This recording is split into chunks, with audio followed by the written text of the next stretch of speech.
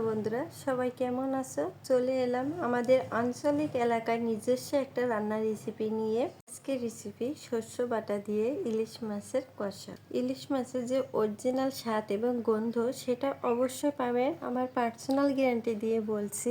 আর ভিডিওটা ভালো লাগলে অবশ্যই লাইক কমেন্ট করবে। তো এখানে আমি 4 পিস ইলিশ মাছ নিয়েছি। ইলিশ মাছটা আমি ভালো করে কেটে ধুয়ে পরিষ্কার করে নিয়েছি। আর এখানে আমি হলুদ শস্য আর কালো শস্য একসাথে বেটে নিয়েছি। তোমরা কিন্তু 2 রকম শস্য দিয়ে বেটে নিতে পারো। কালো দানার শস্য এক ধরনের আছে, মোটা আর চিকনও আছে। তোমরা ওই 2 রকম দিয়ে বেটে নিতে পারো। তো এখানে আমি হলুদ শস্য দিয়েছিলাম আর 2টা কাঁচামরিচ আর অল্প পরিমাণ লবণ দিয়ে আমি বাটায় বেটে নিয়েছি। আমি এখানে পেঁয়াজ বেটে নিয়েছি আর আস্ত ধনে বেটে নিয়েছি।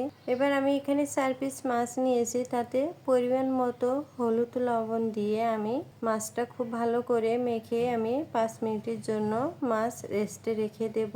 তো এখানে আমার মাছে হলুদ লবণ মাখানো হয়ে গেছে। চুলার ওপর কড়াইটা দিয়ে আমি পরিমাণ মতো সরষের তেল দিয়ে দেব। এখানে ইলিশ মাছ রান্না করার জন্য কিন্তু অবশ্যই সরষের তেল নিতে হবে। তো তেলে আমি হাফ চা চামচ কালো জিরে আর দিয়ে দিলাম, আর এখানে শস্য বাটাও দিয়ে দিলাম, পেঁয়াজ বাটা, ধনিয়া বাটা। এবার দেব শুকনো মরিচ বাটা। এখানে আমি শুকনো মরিচ বাটা পিষে নিয়েছি, তোমরা গুঁড়ো মশলাও অ্যাড করে দিতে পারো। স্বাদ মতো নুন দিয়ে দিলাম আর পরিমাণ মতো হলুদ দিয়ে আমি মশলাটা ভালো করে ভেজে নেব কিছুক্ষণ ধরে। এখানে কিন্তু আমার মশলার থেকে তেল ছেড়ে দিয়েছে। আরও কিছুক্ষণ ধরে আমি মশলাটা কষিয়ে নেব। কষিয়ে নেবার পরে এবার আমি ইলিশ মাছ দিয়ে দেব। তো এখানে কিন্তু আমি ইলিশ মাছ আগে থাকতে হলুদ লবণ মাখিয়ে রাখছিলাম। এবার আমি মাছগুলো দিয়ে দেব মশলার সাথে। তো এবার আমি এক এক করে উল্টায় পাল্টায় দিয়ে দেব। যেহেতু মাছগুলো ভাজা না, তাই আমি চামচ দিয়ে আস্তে আস্তে উল্টায় পাল্টায় দেব। হালকাভাবে ইলিশ মাছগুলো আমি চামচ দিয়ে উল্টায় দিয়ে দেব, নইলে মাছগুলো ভেঙে যাবে। আর এইভাবে যদি ইলিশ মাছ রান্না করো, ইলিশ মাছের স্বাদ কিন্তু দ্বিগুণ হবে। এইভাবে আমি 3 বার উল্টায় পাল্টায় দিয়ে দেব।